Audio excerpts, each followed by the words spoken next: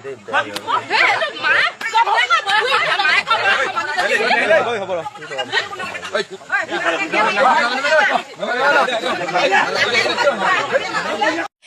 কৈ টৰ্চটো ঘূৰাই পিনি মাৰি দিছো। মোৰ কাষতে সিহঁত দুজনক মই দেখি পাইছো বেয়া অৱস্থাত। সিহঁত দুইজনে মানে বেয়া অৱস্থাত শুই থকা দেখিছো মানে। আৰু মোৰ ওচৰলে মোৰ মানুহজন চৰি কৈ পিনি আহিছেগে। কোন ক'ত বাগানত বাগানতে দুইজনে মানে বেয়া অৱস্থাত মই দেখি পাইছো। আকৌ ভিতৰলৈ আহি পিনে মোৰ বেহুচৰ সেইখিনিতে পৰি যাব লওঁতে মোক ভিতৰলৈ আনিছে।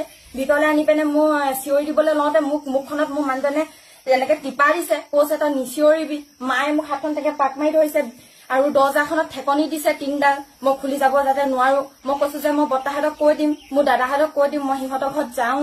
সেইদৰে কোৱা দেখি মোক মানে হাতত এনেকে ধৰি মুখত টিপা দিছে, বিচনাখনত শুৱাই থৈছে।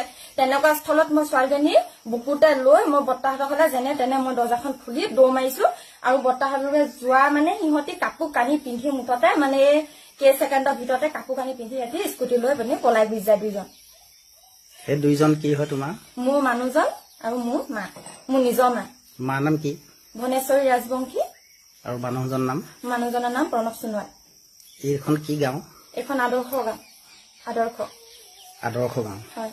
এতিয়া এই বিষয়ত পুলিচৰ কাষ চাপিছে নেকি? হয়, এখন এজেহাৰ দিছো।